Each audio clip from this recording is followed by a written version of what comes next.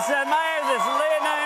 We hope you're doing well. And now, if you don't mind, we're going to get to the news. When asked during an interview on Friday how many times he's spoken with Russian President Vladimir Putin since taking office, President Trump said, quote, "I'd better not say."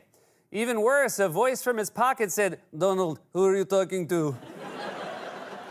President Trump said on Friday he has spoken with Russian President Vladimir Putin on the phone to try to negotiate an end to the war in Ukraine, and added that the invasion, quote, never would have happened if he had been in office, because if Trump was president, we would have invaded Ukraine. Time magazine recently released a cover that featured Elon Musk sitting behind the Resolute desk. Well, you're going to have to make a slight change if you want Trump to see it.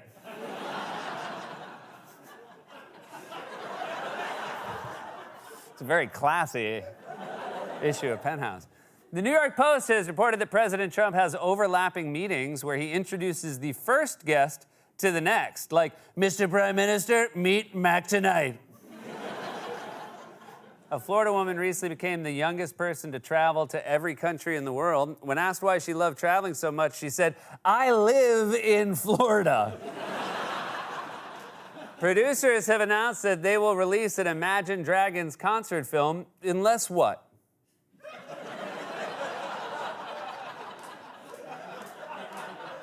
A spokesperson for Trader Joe's announced yesterday that the grocery chain would be limiting egg purchases to 1 dozen per customer per day. Though, if you're going through that many eggs, I'm guessing you're used to being limited?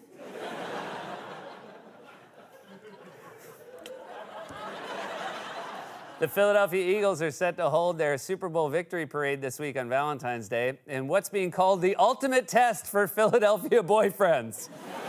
Babe, what if I go for just an hour or so? Real restraint to not try to do my terrible Philly accent. Hey, babe, what if I only go for an hour or so, babe? I take it back. It's not terrible. It's very good. In honor of Valentine's Day, Subway is offering buy one, get one free sub. What better way to say I love you than I got this for free at Subway?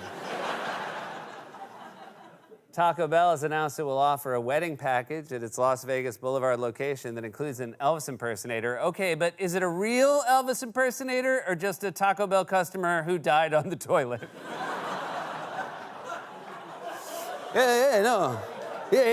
Go look quick. Go look quick, because the ambulance is coming. And finally, in honor of Valentine's Day, Domino's released a perfume, quote, inspired by the alluring aroma of a pepperoni passion pizza with notes of spiced pepper and a warm, beguiling base, excuse me. And for men, they released a pizza with a hole in it. That was a monologue, everybody. We got a great show for you tonight. He's an Emmy-winning actor and comedian, you know, for incredible hits like Ghostbusters, Groundhog Day, Lost in Translation, What About Bob, The Royal Tenenbaums. His new film, Riff Raff, will be in theaters everywhere on February 28th. The one, the only, Bill Murray is here tonight. She's an Oscar-nominated actress from her work in Anora, which is in theaters and on demand. Mikey Madison is also joining us, one of the best of the year.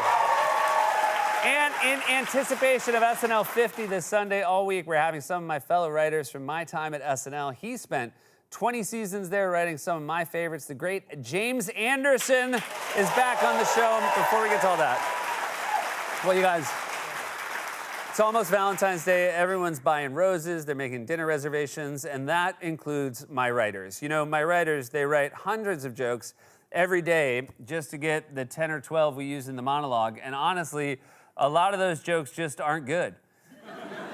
Sometimes I think they throw in a few stinkers on purpose just to fill the page and meet the assignment, but just because love is in the air, that doesn't mean we can tolerate laziness, which means it's time for another surprise inspection.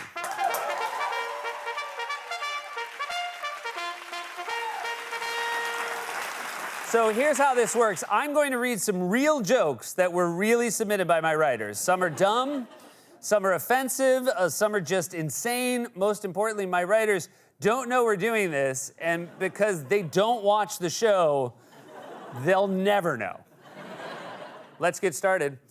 A Florida man was arrested recently after he allegedly attacked the father of a child who cut in front of him at a prime rib carving station. He could be facing up to 10 years in prison, but authorities say a sentence that strict is rare to medium rare.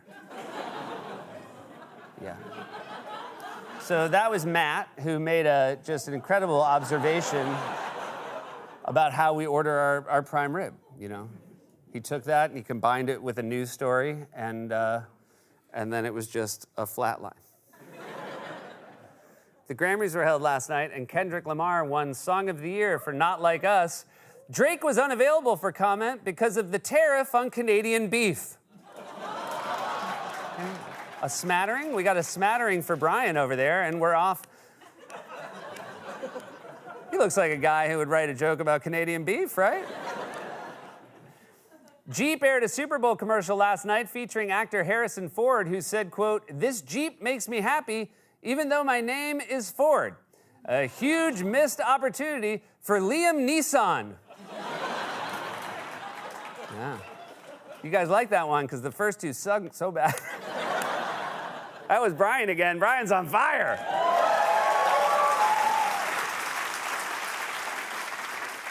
Today was National Pay a Compliment Day. This news first reported by my hottest writer, who's always crushing it. Let's see who that was written by. Oh, yeah, him. Taco Bell announced it will offer a wedding package at its Las Vegas Boulevard. It's interesting that we already had a joke. So you know we're writing this joke about the Taco Bell Las Vegas package. The previous joke was about a dead Elvis, which was already, like, all over the line. And so we've established this is gonna be worse. Taco Bell announced it will offer a wedding package at its Las Vegas Boulevard location that includes an Elvis impersonator, showgirls, and a taco 12-pack, perfect for couples who want to spend their wedding night shooting craps. It's a joke about gambling. That was also Brian, you guys. Give it up for Brian.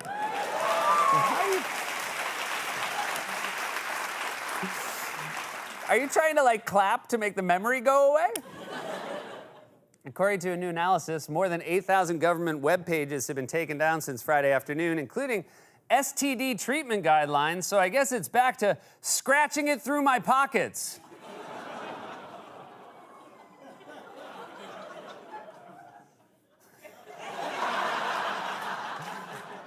That's Scollins. He writes the worst ones, and he also wrote the next one, in case anybody wants to get out of here. Today was International Cribbage Day, so you know I'm getting pegged. It's a joke that requires both a knowledge of the rules of cribbage and sex terms. Two things my friend here loves more than anything. And finally, authorities in Orange City, Florida have warned residents to look out for loose monkeys. Don't threaten me with a good time, said a Florida man buying condoms. Well, that's got to be Scollins, right? Shocker! Allie comes out of nowhere with the most disturbing joke of the week. This has been Surprise Inspection.